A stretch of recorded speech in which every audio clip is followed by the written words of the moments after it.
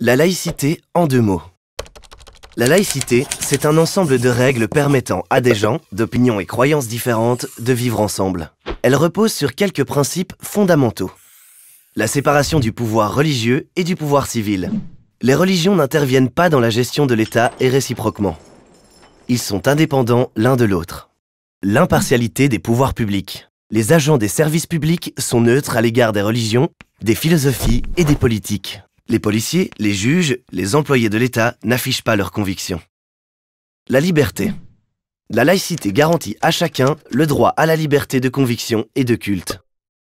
On est libre de croire ou de ne pas croire, de changer de religion, de ne pas en avoir, de l'exprimer chez soi ou dans l'espace public. Une condition, respecter les lois et les autres. L'égalité. Tous les citoyens sont égaux devant la loi.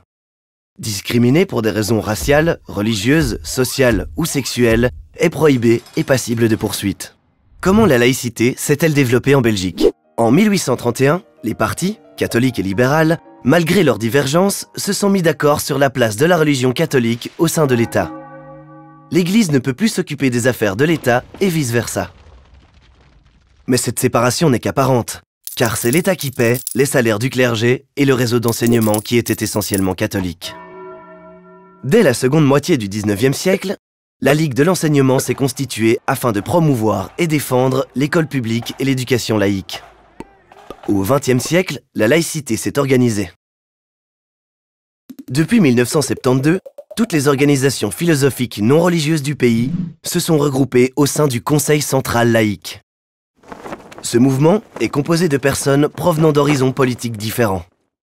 C'est sa force, et c'est ce qui a permis d'obtenir, entre autres, le droit de recourir à la contraception, d'avorter, de se marier entre personnes du même sexe, de changer de sexe, de recourir à l'euthanasie, etc.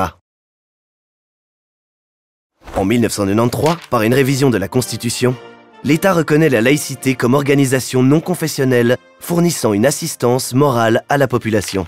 Par ailleurs, les ministères concernés reconnaissent et financent l'assistance morale non religieuse dans les prisons, l'armée, les hôpitaux, les maisons de repos. Les laïcs organisent également des cérémonies pour les naissances, le passage à l'âge adulte, les mariages et les funérailles. La laïcité, c'est aussi des centres de planning familial, des rencontres interculturelles, la défense des droits sociaux, des droits sexuels et reproductifs, et surtout du droit à l'instruction. Démocratie et laïcité défendent les mêmes valeurs, qui ont pour but de forger une société ancrée sur ses inamovibles piliers, liberté, égalité, solidarité. Est laïque celui qui adhère à ces valeurs, admet que les idées peuvent évoluer et que la pensée, guidée par l'esprit critique, doit se baser sur l'objectivité et sur les faits, et non sur des croyances, des vérités révélées ou des dogmes. La laïcité est représentée dans de nombreux pays européens et extra-européens. Au niveau européen, elle est représentée par la Fédération humaniste européenne, qui regroupe des associations nationales laïques de 23 pays.